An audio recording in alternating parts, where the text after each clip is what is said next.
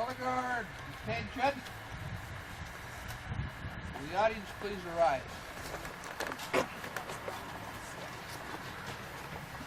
I ask you to make the appropriate salute to honor the greatest flag of any nation in the world. Color guard, forward, march.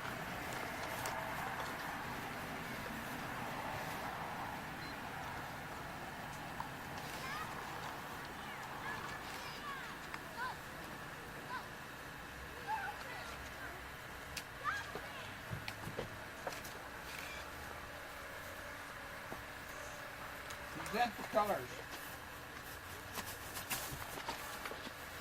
Will the audience please join with me in the Pledge of Allegiance? I pledge allegiance to the flag of the United States of America and to the republic for which it stands, one nation under God, indivisible, with liberty and justice for all. Post the colors.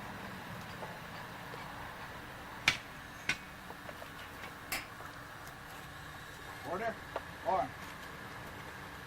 Left, face. Color guard, dismiss. The audience may be seated. Thank you very much. My grandmother was a granddaughter of Wilford Hudson, and when my sisters and I first began talking about the memorialization of the grave, we thought that we would be lucky if we had a few of our family members here, and we are thrilled to see so many of you here. We want to welcome you and tell you how very happy we are that you took the time and the trouble to come. And we know some of you have come from a very long ways away. We know that there are some who came from California and from far places in Utah. I hope we'll get a chance to meet you. I hope you're all planning to meet after the services down at the mill, which is in the first exit for Grantsville. You pass the mill first thing in. We have arranged to use the picnic grounds there, and we'd like very much to meet you. So please introduce yourself to anyone that you don't know. We're especially grateful to have Elsie Roberts and Laura Johnson from Grantsville, who are granddaughters of Wilford Hudson, and that's very, very special. I want to thank our Lieutenant Colonel Jameson, who conducted the color guard. We want to thank all of the members of the Northern Battalion Organization for being here. We are going to have an opening prayer by David Macbeth, who is great-great-great-great-grandson, and then his mother, Elsie Macbeth. Oh, before the song, we're going to have the opening prayer, and then Major Paul of the Mormon Battalion and President Maines of the Women's Auxiliary are going to give us a brief overview of the battalion. And then Elsie Macbeth is going to lead us all in one verse of Come Come Ye Saints. Heavenly Father, we thank you for your beautiful holiday. We thank you for the people that we thank you for the blessings of the Lord, blessings of the gospel. Thank you for the company of these and the wonderful things that we do. We pray that as we attend the service, as it goes on, that we'll feel that great love of God as we go our lives and our souls, which bring us humility and peace and a greater love and understanding between each other and between generations, both here and abroad. And with the in the name of Jesus Christ. Waiting for him and he's waiting for me. I'm sorry for the delay. My name is Shirley Maines, and I am National President of the U.S. Mormon Battalion Auxiliary. The U.S. Mormon Battalion Auxiliary was organized in 1960. The first meetings were held at the State Capitol building, and since that time we have had 4 national presidents. Our goals and purposes are twofold and correspond with that of the battalions. We seek out the history of the women and memorialize their graves so as to keep them in remembrance always. We memorialize their graves by placing a bronze plaque by their headstones. And today, if there was some indication that Julianne Hudson was here, we would be placing a plaque by her grave. Today we have company presidents in San Diego, California, Logan, Salt Lake, and Midvale, Utah. In 1846-48, two groups of women were affiliated with the Mormon Battalion. There were those women who went with the battalion and those women who were married to battalion men and who remained on the Iowa prairie while their husbands marched away to fight in the war with Mexico. Of the 33 women who went with the Mormon Battalion, 20 of them joined the Army as laundresses. To each company, there were 4 women, there were 5 companies, who were assigned to a group of men, or a mess, as it was termed, to wash clothing and sometimes cook for their group. When the need arose, they nursed and cared for the sick men. 29 women, 44 children, and 1 teamster's wife went with the 3 sick detachments to Pueblo, Colorado, which is a small fort on the Arkansas River. Their husbands were allowed to go with them. The 4 women who marched all the way to San Diego with the men were Phoebe Draper Palmer Brown, Lydia Hunter, Melissa Burton Corey, and Susan Davis.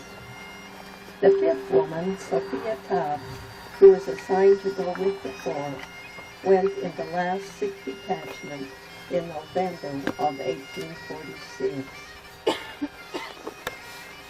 Now Phoebe Draper Palmer Brown, they left and they panned for gold for a season.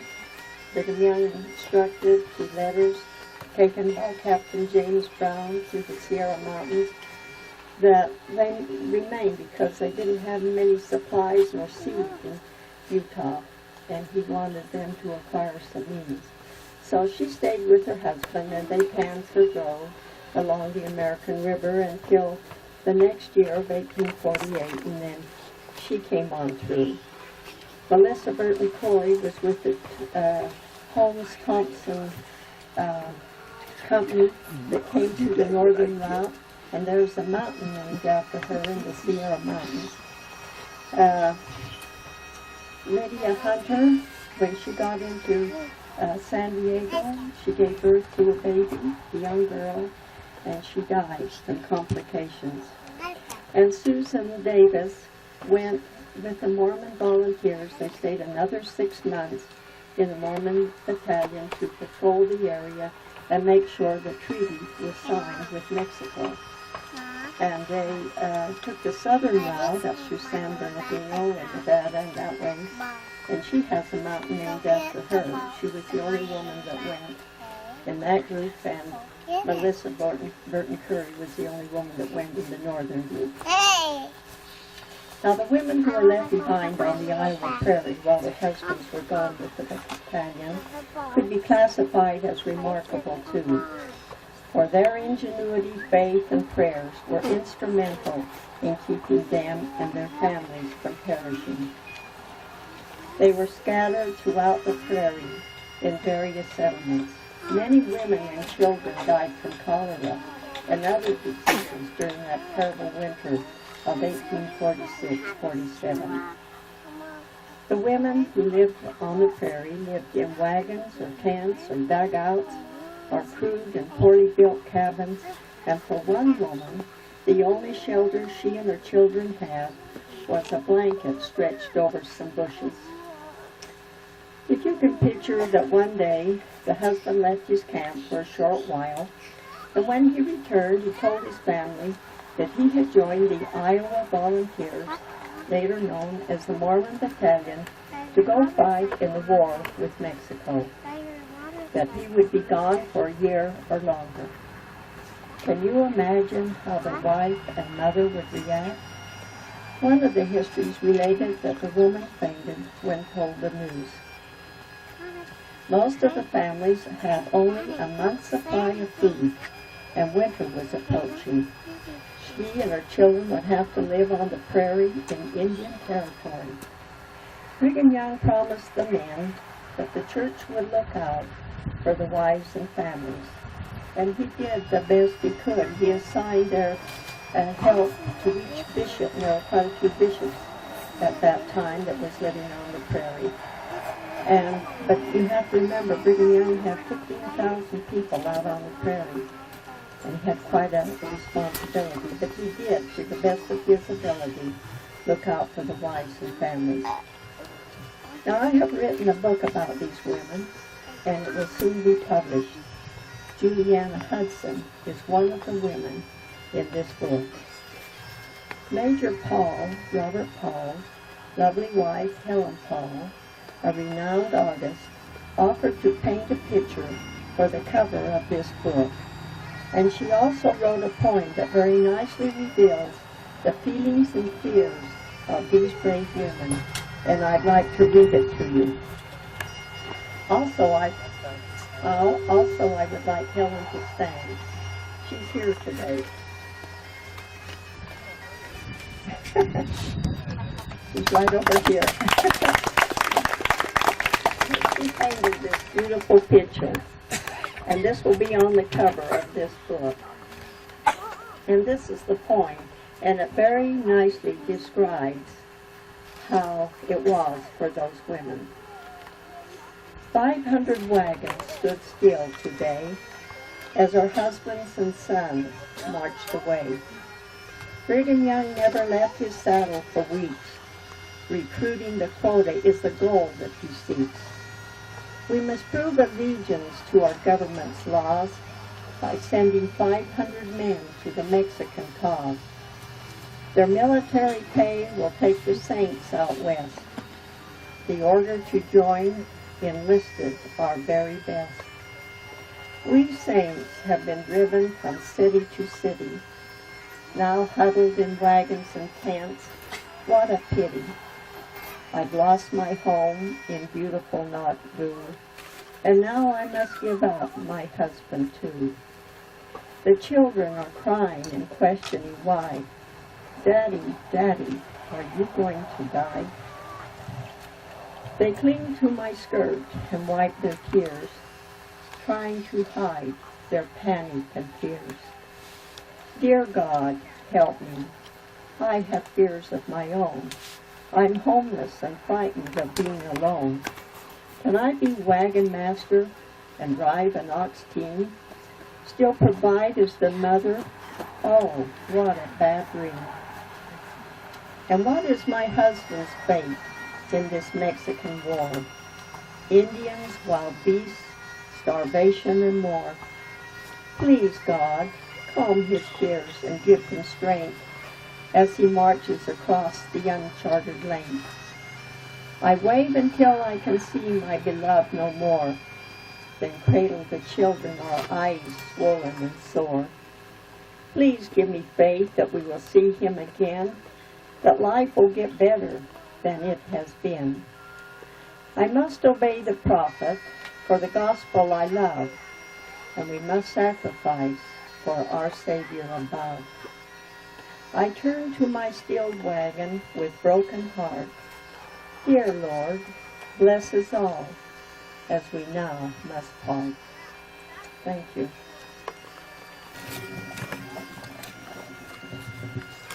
Today it's an honor and a privilege to meet with you, the descendants of Wilford Hudson. He was one of the wonderful men of the Mormon Battalion that took up the line of march 153 years ago. The order came from President Polk to raise an army of 500 men. The secret of it was that the Mormons did not raise 500 men.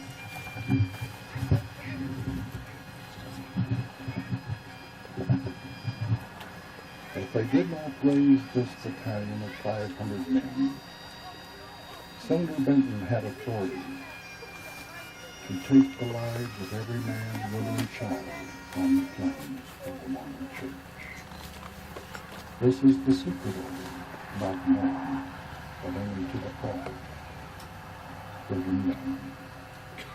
And so it was those faithful men marched away that day, and the historian writes, they were the very best we've had, and they did not mourn as they marched away. And as it marched down through Missouri, the model class and the Missourians were shocked and surprised. Later they were saddened to see these men who were so ready to leave their community. But as they got to Fort Leavenworth, they went to the paymaster and signed the register, and the paymaster said this was the only group of men who could actually sign their names. The Missourians, only 1 of 3 could sign a name. And from there they gave this money to Parley P. Pratt. It was their clothing allowance of $42.50 that they gave to Parley, and a total little over $20,000. They gave him instructions: give some to President Little to bring in the saints from the Eastern States Mission. Give some of the money to the 3 apostles to go to England and bring the saints over. And the balance of the money, please give to the saints and gather them up from Nauvoo to Winter Quarters. So one day, the Mormon Battalion provided financial strength to the church when winter was coming on. This was the only money they had. Was given to them by the Mormon Battalion. And from there, they went to Santa Fe.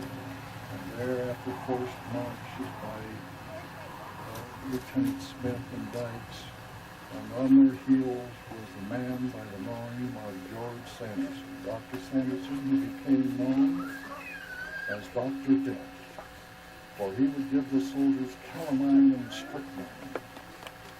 One day he killed Albert Fish, and from that day on he was known as Dr. Death. But it was upon the landing of the desert that fierce hammer would hold and keep and hunger, would beat upon those soldiers, and they go to San Diego. Later, the Butterfield stage would use that road. Highway 66 now parallels that road they beat out of the desert by hand, with axe, crowbar, and chisel. And it is one of the great historical records to the Southwest history of the United States. Now you ask the question, why did not the Mormon Battalion mutiny? Were they not hungry? Were they not cold and starved? I will tell you, they loved the saints in Zion. They loved their prophet. They loved the gospel. They loved their Father in heaven. And they would not betray their church. And that is the reason why they endured to the end. Now today, the patriot, Wilford Hudson, if he was here, I would hug him. And you who are his descendants, you should stand tall and proud. What a great lineage you have. When you come here this day, forever after, remember the prophecy of Brigham Young. But what we've done here today is to cause the children to remember this great man forever and ever. We thank you for this opportunity, and may the Lord bless Wilford Hudson forever and ever. Thank you.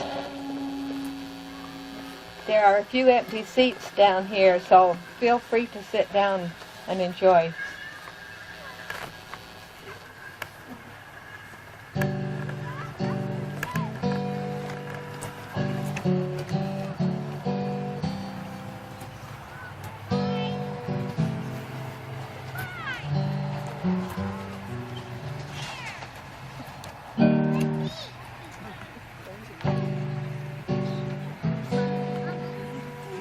Toil nor labor fear, but with joy wend your way, though hard to you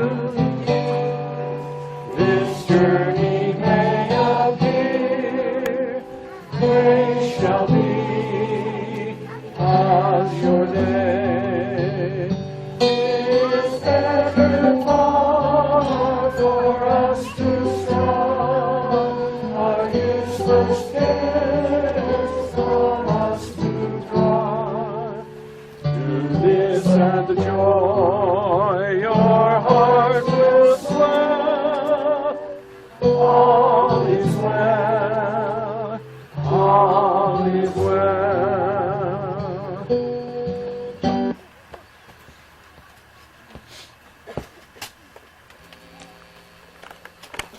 Paul for those interesting histories. We appreciate that. And Helen, your painting and your poem was beautiful.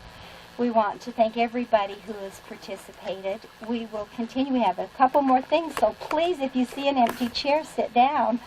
The reason we're here today is because of my sister, Helen Howard, who has taken such an interest in Wilford Hudson. And she began several years ago researching. She spent a lot of time writing his history, and she felt very strongly that his grave should be memorialized. And so I'm happy that we're here today and that her dream is finally being reached. But she's going to give us a short biography of Wilford, and then David Barkley, our bagpiper, will come and tell us about the significance of the pipes and play Amazing Grace. And then Major Paul is going to dedicate the memorial. We'll have the retreat of colors, and then the closing prayer will be given by Thomas Peterson, who is 5 Greats' grandson, and then David Barkley will play taps. But before I turn the time over to Helen, Elsie and Laura, would you raise your hands? Everyone said, oh, let us see where the granddaughters are. We're so happy that you're here.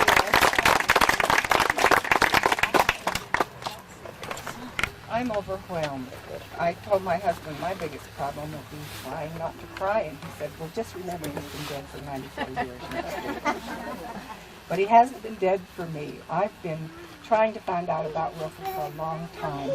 And it's hard work because you'll find a paragraph here in a book, you'll find a sentence over here, you'll find histories that people have given. And so I've tried to gather as much as I could, and I won't give you everything I found, but I'll give you a synopsis. I believe that most of us here, all of us here, know that he was a member of Mormon Battalion, and everyone knows that everyone know that he was one of the discoverers of gold at Mormon Island. How many people know about that? And besides that, he was a wonderful, faithful man. Wilford was born the 19th of September, 1818, in Corey Dove, Harrison County, Indiana, the eldest of 5 children born to Robert Hudson and Damaris Lemon. There were 2 boys and 3 girls. He died right here in Grantsville on the 6th of September, 1905, 94 years of age. During his life, he had 3 wives and 18 children, and the 3 wives were sealed to him the same day in the endowment house. Wilford joined the church in December of 1840 or 1842, and he married Juliana Graybill in Nauvoo the 29th of November, 1842. They had 2 daughters there, one born in 44 and 45. He was ordained by Henry Newman to the 29th Quorum of 70s in October of 1845. Wilford and Juliana, with their 2 little girls, were among those people who were forced to flee Nauvoo when the mobs just simply made it so that it was time for them to go.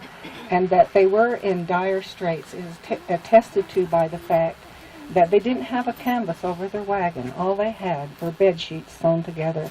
I've thought about that a lot. Can you imagine how much rain bed sheets would keep out? Juliana was ill, which made it just that much worse.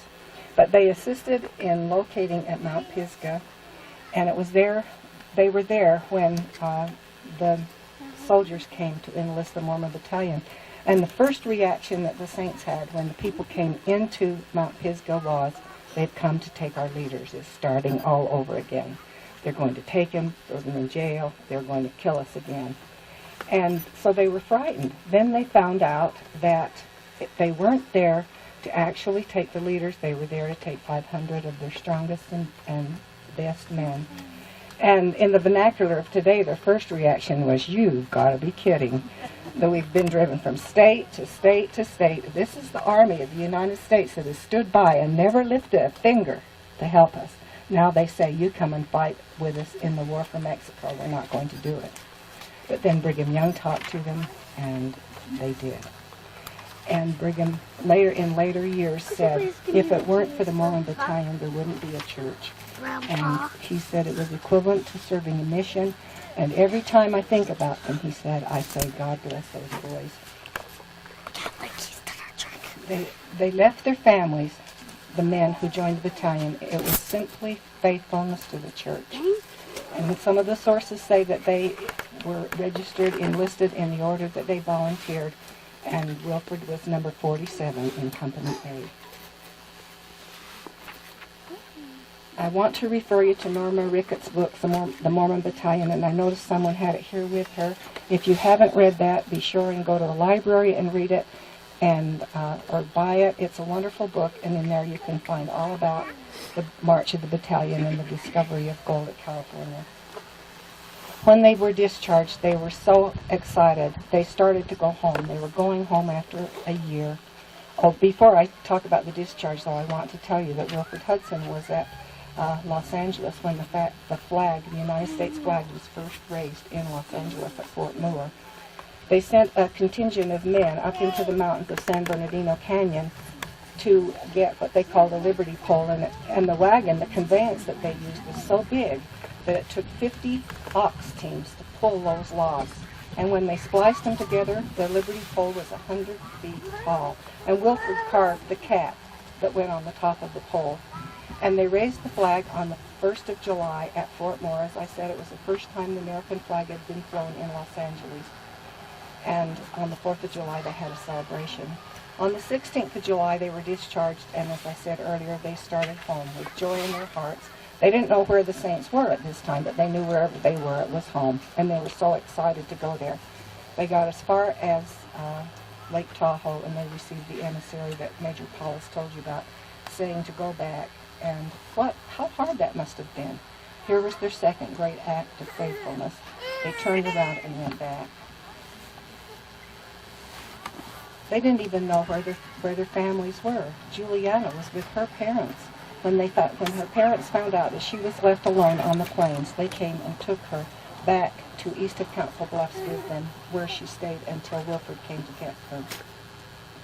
Wilford went back to Sacramento to Sutter's Fort, and a lot of the battalion boys, as they were referred to, were hired by Captain Sutter to help him build a grist mill and a sawmill, and Wilford helped with the grist mill. When they found gold in January of 1848 at the sawmill, Henry Bigler wrote to his mates at the grist mill in a coded letter that basically said, "Something exciting is happening, come on and see what it is." And so Wilford and Levi Byfield and Sidney Willis went up, going to hunt deer. They went up to the mill, and there they saw where they had found gold. And Wilford asked James Marshall, who was the boss of the mill, if they could look in there, and he said yes. And Wilford dug out a gold nugget that was worth about $7 to $8, and that was the equivalent to a month's pay in the Mormon Battalion. After, on the way back, they stopped at Mormon Island, and I was going to skip that, but I had a special request not to. They found just a few flakes of gold, Sidney Willis and Wilford Hudson, and when they went back to the grist mill, they weren't even, they just said that they found 50 cents worth. It wasn't worth anything. But some of their mates said, let's go back and look, and they went back, and they found a great deal of gold at Mormon Island, the second big strike in California. Here was their third act of faith. Just when they were finding all this gold and they were getting all this money, Brigham Young said, it's time for you to come back now. So they did. They turned around, gathered at Pleasant Valley to go back to where the Saints were. And when they got to Pleasant Valley, the Sierra Nevada still had a lot of snow on them, and a party went out to try and find a way across. They couldn't. They came back, and then 3 men went out again, and they never came back. So they decided eventually they would have to go without them. And when they got to a place that they later named Tragedy Springs, they found the bodies of the 3 men who'd been killed by Indians. And Wilford Hudson carved the blaze on a 3.5-foot diameter pine tree to the memory of these men who had been killed by Indians. And the tree later fell, but the stump was saved, and it was at first at Sutter's Fort, but now it's at Coloma Museum, the Gold Museum. And you can go there today and see the actual stump that he carved. That's exciting to me. And there's also a replica of the gold pouch that his friend Ezra Allen had around his neck, and that Wilford took back to his wife. And when his wife received that gold pouch was the first time she knew he was dead. Ezra Allen was dead. So Wilford went back to Salt Lake, and when they got to a settlement of white people, that was the first time they knew that the Saints had settled in Salt Lake Valley, and they said yes, they've settled there. They went back to Salt Lake City. They carved their route anyway. I don't remember what it was called. I'm too nervous. And it was the route that a lot of the gold seekers took. They went around north of the lake. And what irony, here they were coming back. They had found the gold. They were right there. They could have got a lot. They're coming back in answer to this call, and the other people are going out there to find the gold. When he got to Salt Lake and his family wasn't there, he went back to Council Bluffs, and the next spring he started back with them. Juliana was ill. We don't know if she was ill again or still ill, but she was ill, and she was pregnant when they came back.